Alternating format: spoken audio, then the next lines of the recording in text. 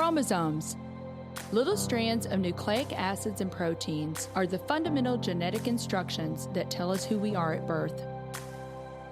Most people are born with 46 chromosomes, but each year in the United States, about 6,000 people are born with an extra chromosome, making them a person with Down syndrome.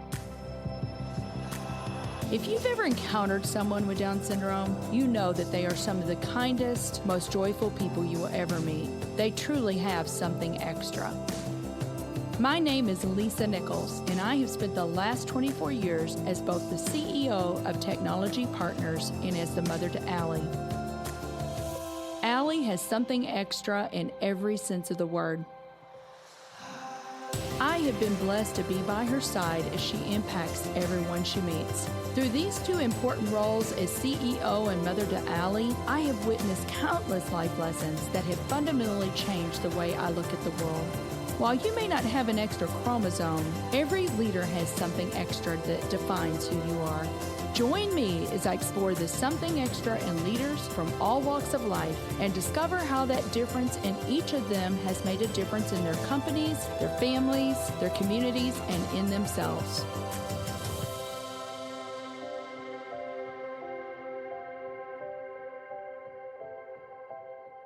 I'm thrilled to have Lee Paris on the show today. Lee is with Wellspring Associates. Lee, I'm so excited to have you with me today. We've just got to know you and your wife over the last several years, and I'm just excited for our listening audience to hear your story. Well, it's an honor for me to be here with you, Lisa. I love being with you and whatever we're doing, so look forward to our conversation. Awesome.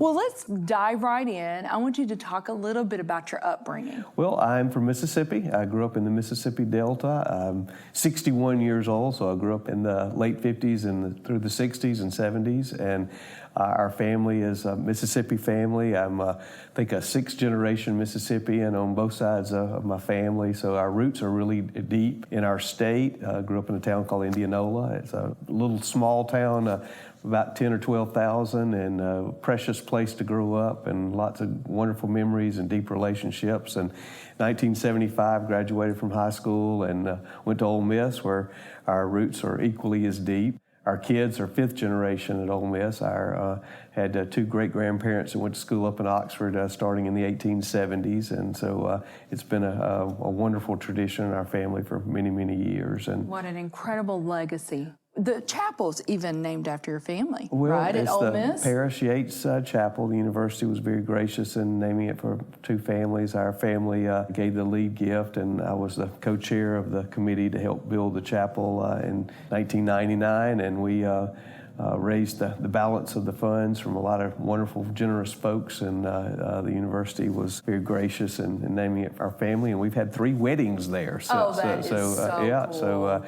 My two sisters and Lisa and I all had one daughter apiece to get married there, and hopefully there'll be many more. Oh, that is so neat. Well, you guys are doing your part because you've got some grandkids now, and so just to make it clear, Lisa's family, I mean, it's a double legacy, right? Because Lisa's family actually went there as well, and was it her your grandmother that started? My great-grandmother was one of the 3 founders of Delta Gamma. You say Delta Gamma sorority, it was actually Delta Gamma fraternity. I think when they started it in the 1870s, there was no such thing as a sorority. So that charter actually says Delta Gamma fraternity, and it was started in Oxford in the 1870s. That is just so neat, Lee. I love that both of your families. It's just truly a legacy, that you guys have built there. So I know that you guys have a common practice where you do a lot of tailgating, and I mean, I see pictures of you guys. You hardly miss a game. What about like the whole big tailgating thing? And you guys have your own tent and all of that. Again, it's very traditional. We tailgate, and we really don't tailgate. I'll get to that in a minute. But we originally tailgated some of the same spots that my grandparents and my parents used to park their car in the Grove and the Circle. We have been doing that, I guess, my whole life. I don't remember a time that we weren't doing that. I think it was in the early 90s. There was some torrential rain for 2 weeks in a row, and it was so bad that the university had to rope off the Grove and the Circle where people would park and have their picnics and tailgate. because it was going to kill all the trees. It's the grove at Ole Miss is about, I think it's 11 acres in the middle of campus. And picture Central Park in New York, for those who've been to New York, how all the tall buildings have grown up around Central Park. Originally, the university was built around a beautiful small circle, and behind the circle, there was an 11-acre pasture where the students would park their horses and tie up their horses, and it was an area for the horses to be able to graze. And then the university just never used that space to build buildings. And so as the university grew and grew, the grove and the circle were protected, and it's just a beautiful green space, a park in the middle of the campus.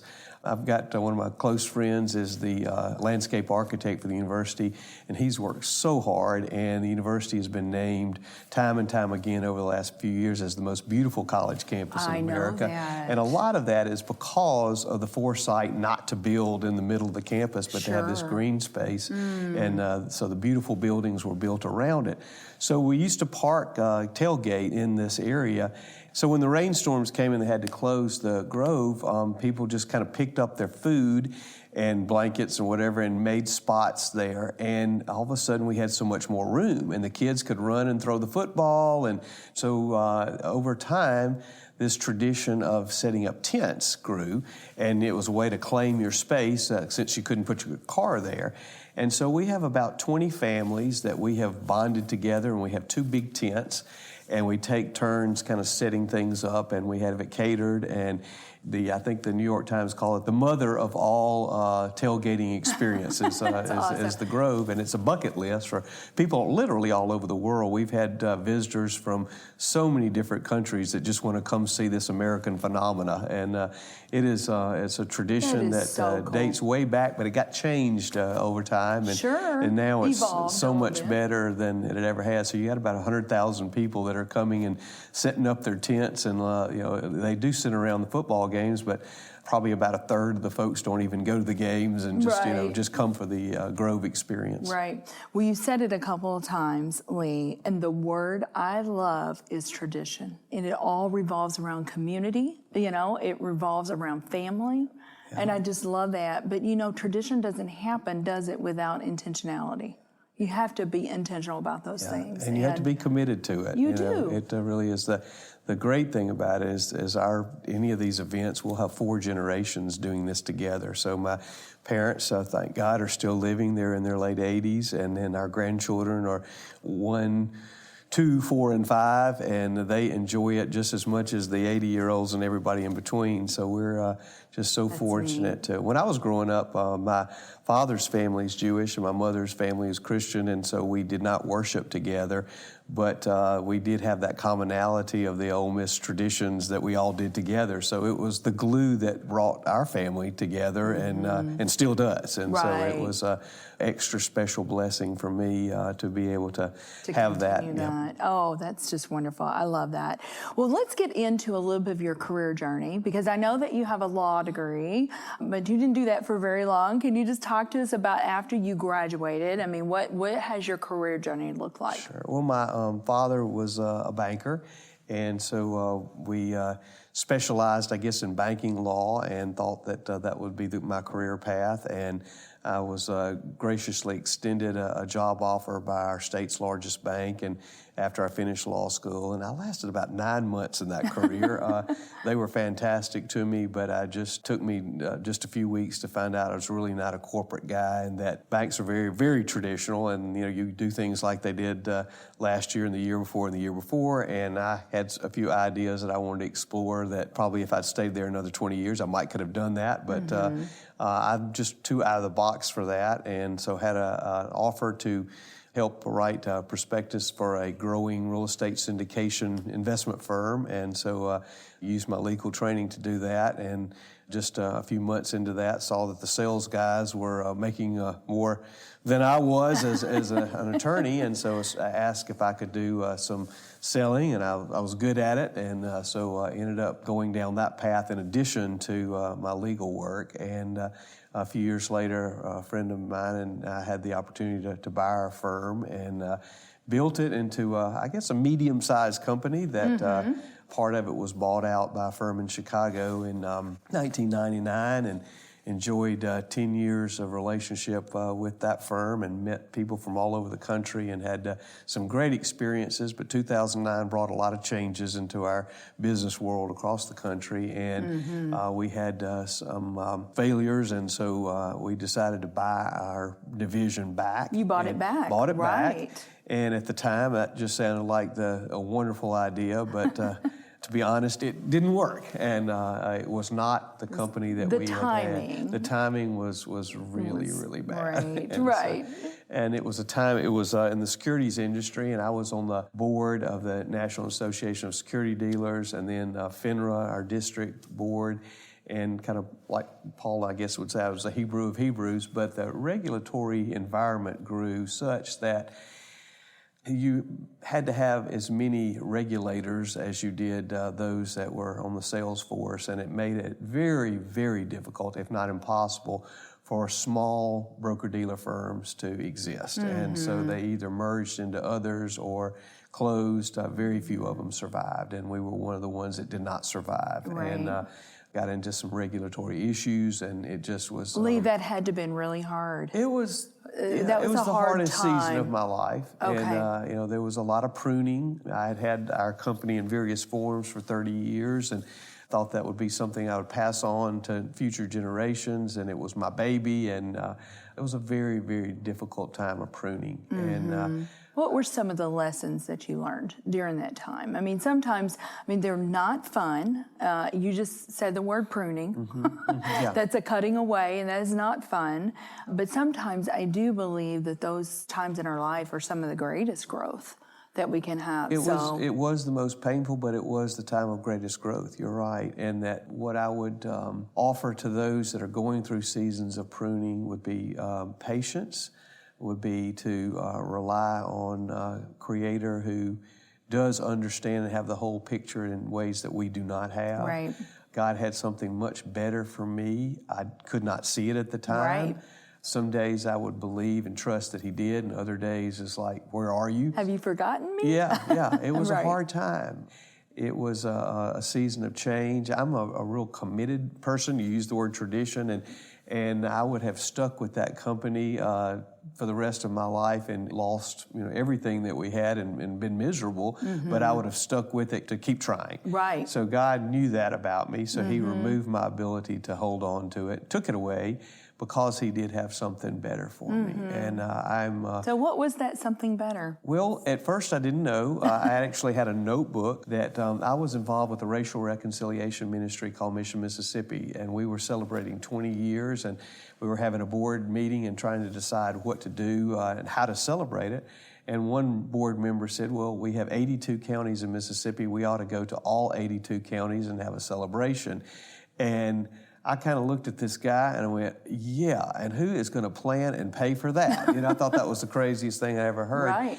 And I felt a sledgehammer, I think it was called a divine sledgehammer, that just hit me over the head and said, I'm God, I can do anything I want to do. And so as we kept talking about it, the board got very excited about it and agreed that we would have to have somebody that could organize this. And they all started looking at me, and I went, are you kidding? And so that was just about the time that God was shutting down my company. And so He very, I won't say gently, very aggressively informed me that was what He wanted me to do for the next year. And it was a 1-year commitment. And so it's very dangerous, probably very untheological to bargain with God, but I must admit that I did. And I said, okay, God, I'll do this, reluctantly. I'll do this for a year, but during that year, I want you to show me what I'm supposed to do the rest of my life. And I'm not one where the word retirement doesn't fit very well into my lifestyle. Vocabulary. I'm sure you've heard that my wife and I are married for better or for worse, but not for lunch. And, so she wanted me to find something to do as well. Sure. So I had a notebook of different ideas that friends would suggest and things that I felt like I should consider. And as the months rolled on, it just wasn't anything that I got real excited about. And we were in Atlanta one day, and my wife's an artist, and she was working with the gallery there, and I kind of got tired of, hearing about, I love her work and I love listening to her working with galleries, but it just had gotten kind of old. And so she suggested, I'll put those in quotation marks, that I go visit with my friends at Wellspring. They had done an incredible job with our family over the years. And so she kind of wanted to get me out of her hair for a minute. So I went and talked to some friends of mine that had done some great work for our family, and just to be there and to visit with them. And during the course of conversation, I asked how business was for them, and the comment was made, well, we had our first potential down year, I guess, in 30 years, and I asked why, and they had an incredible gentleman that was their business development guy who had gotten cancer and then eventually had passed away, and it was they had spent a long time trying to find him again. And, to replace him. Yeah, and it was a difficult, he was such a dynamic person, had done a great job for him. And they really just had not been able to find that replacement. And in the course of conversation that I'm certainly not him, but do have some of the personality traits that he had. And they pointed that out and said, is this something you possibly would consider? And I said, well, I can't move to Atlanta. My roots are too deep in Mississippi. And that was kind of the end of that conversation. Several months later, the head of the firm, Greg Raby, was in Jackson, Mississippi, and was working with another client family and asked for us to have lunch, and we just started talking about it further. And he said, well, there may be a way that we could figure this out, that you could be in Atlanta on a monthly basis, and we'll just have to negotiate on how many days that would look like and do this and still live in Mississippi. And so we talked about it several more months, and I mentioned my wife's an artist, and she says, now, if I got a canvas and I painted your passions and your abilities and what that would look like, it would come out to be a painting of the job that you do now with Wellspring. I'd have the privilege of talking with families that the Lord has blessed in significant ways and helping them map out how that gets transferred to the next generation and working with a firm that arguably is the best in the country at helping families through this. And my job is to introduce the possibilities and then to turn it over to much smarter folks to work out the details. To work out the details? Yeah. So well, I want to talk about that a little bit more, but we're going to take a quick break, and then we'll be back with Lee Paris. Hi everybody, I just wanted to take a second and tell you about something our team at Technology Partners can do for your business. We have spent over 2 decades partnering with organizations and helping them solve their IT needs from a 360-degree perspective. A huge part of how we solve those needs is by developing custom applications of all shapes and sizes. If your team is looking for software and an out-of-the-box solution just isn't right, it's time to consider how we might be able to help. Go to tpi.co/custom apps and learn more about our awesome capabilities. So Lee, you and I are connected. We originally met through an organization called YPO, stands for Young Presidents Organization. Can you talk a little bit about YPO and what YPO is all about? Well, it was originally started, I think, in 1950 in New York by a gentleman whose father had a rather large manufacturing company, and he died unexpectedly and left this company to his son, who I believe was around 30, 31 years old, and he didn't, know what to do. And so he was able to connect with some other guys who had gone through similar situations, and so they were young, and they were all of a sudden president of these organizations, so therefore the name YPO, or Young Presidents Organization, came about. And this was in New York, and I think they got a group in Chicago together to do the same thing, and now it's worldwide. I think there are 24,000 members, and you have to join the organization before you're 44 years old, and you have to be president or chairman of your particular company. It has to be a certain size and a certain number of employees, but it is an organization where young presidents can learn from each other and build relationship and study and sort this out. Through the years, YPO has grown, and there are regional chapters, but now there are 60 some odd networks to where you meet people alongside a common area. there's golf and tennis and banking and wine. And deals. And we have a network called the Christian Fellowship Network, where people that share a similar faith journey or want to share that journey can join. And we have approximately 900 members. Yes, from across the world, literally almost every country in the world. And so it's an opportunity to join people, different regions, and get to know each other with all over the world. All over really, the world. Yeah, we through even the have commonality. a member from South Africa, from Cape Town here, right? Yeah, here with us this week. Yeah, we've got a lot of members in South Africa, and one of them's with us this week. So that's exciting. Yeah. Very exciting. So, I mean, you weren't the only one, but you were kind of a founding father of the Christian Fellowship Network, right? With some other folks. There was a group called the Fellowship Forum before I came along that got together once a year, and some just real leaders within YPO that were Christians, and they had a gathering that my wife and I found out about and joined in Miami many, many years ago, and it was an incredible time, and that was before networks existed.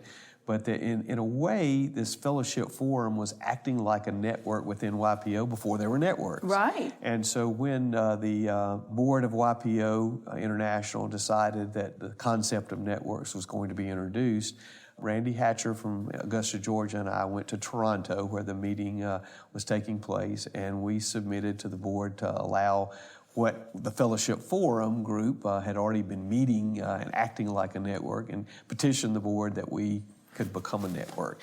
It wasn't well received at first because the narrow scope of being Christian.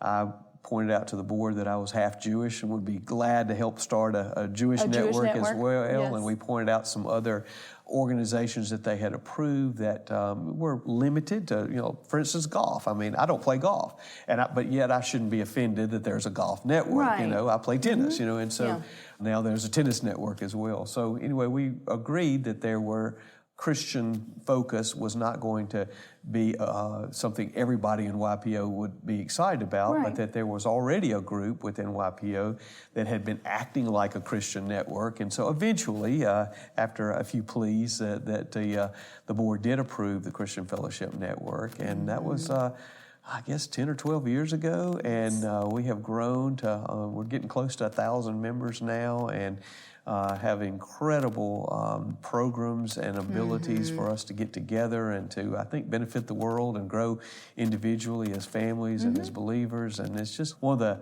greatest benefits of my life is to be a part of the Christian Fellowship Some of your best Network. friends, wouldn't you say, Lee? Absolutely. One I'm sitting across the table. Yeah, that's right. And thinking about what you just told me, there's a few things that pop into my mind. For one thing, you guys were kind of pioneers. I mean, you were starting a network before there were really official networks. Yeah. But then also, the word that really comes to mind is resilience. So it wasn't necessarily easy, but you guys were resilient, and you kept, going back to the well and making your plea. I would say, certainly the word resilient, but committed.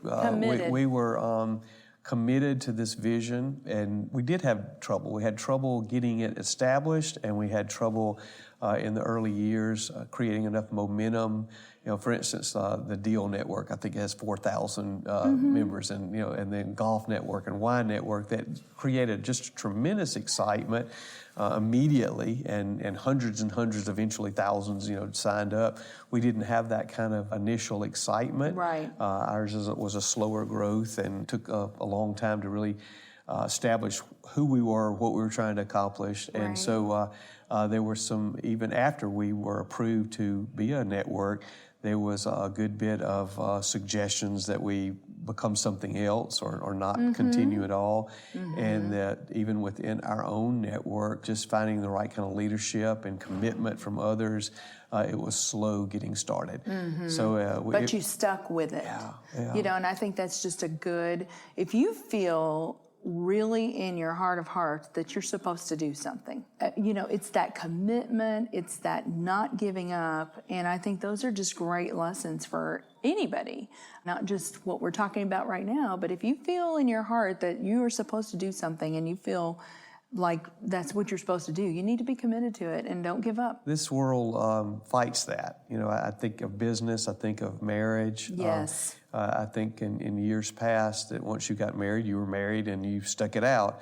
And in today's world, that is not always the case. And there's some reasons that marriages have to end, sadly. Sure. But I think so many marriages end that didn't have to end, and that it was just a lack of commitment. Is that your something extra, Lee? Is your something extra that every leader maybe needs? Is so. that commitment? I don't. My wife maybe call it stubborn, but I do. Once I commit to something, I really do. With all my being, try to stick with it and make it to what it could be in my commitment, sometimes to my detriment. But I think the vast majority of times that sticking with something is of great value. I've tried to teach that to my children, certainly in marriage. When my wife and I got married, we established that we were entering into a house that there was no back door. And that there was only one entrance and there was no way out, and that we couldn't promise each other that we'd be lovey-dovey all day long, 24 hours a day, but that we would stay together. And there's in any marriage, we've been married 38 years. There are days that you don't want to stay together. That's right. But if you're committed to something, you work it out. The commitment. In business, I think too many, particularly young people in today's world, just change, and that they could have been a lot more successful if they would just stick it out. And you see that in business time and time again, is that those who are successful, they have been through dark days. They have been through days that they had every excuse to bail and to go do something else.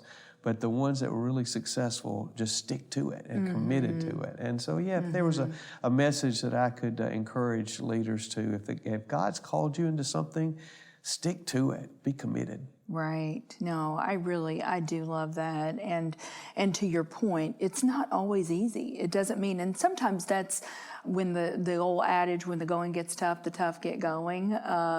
It's really important just to, in anything, whatever you're going through, just to be committed. And it's very important to have support in those times too, right? Because there are days you want to give up in business, or, things are not going well. But how many times, Lee, have you seen it where you just continue to commit and continue to stick to it, and then just around the corner, there is a breakthrough, And a right? lot of times your tires are just out and you can't go on, but that is, you brought up just being in fellowship, in relationship Support. with other people, to support. And one thing that I have gotten so much out of it through our Christian Fellowship Network is the fellowship, and how so many days that I have been wanting to give up, and my brothers picked me up and carried me that mile. And prayerfully, hopefully, I've done that for others as well. Because life can be days that we are our wheels are stuck in the mud, Right. and it's raining and it's cold and the car's not working and we're stuck out in it. And yet, if somebody comes along to help us get out of the mud, to give us an extra push, or to carry us to where we need to go, and we're willing to do that, then the journey is just so much more successful for all of us. Absolutely. Well, you just brought up a good point, and I could not agree with you more. I think that is so crucial. So I want to talk about this real quickly.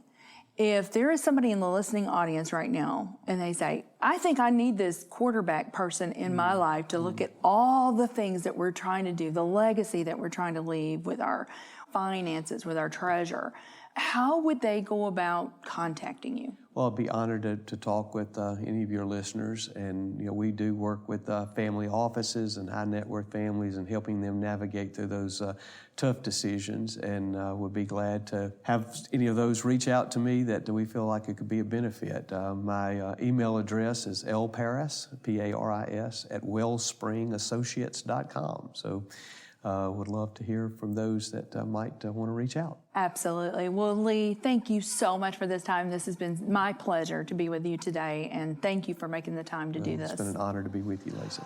Our show today is executive produced by Brian Muncie. Our technical producer is Daniel Williams. Something Extra with Lisa Nichols is a Technology Partners production. Copyright Technology Partners, Inc., 2019.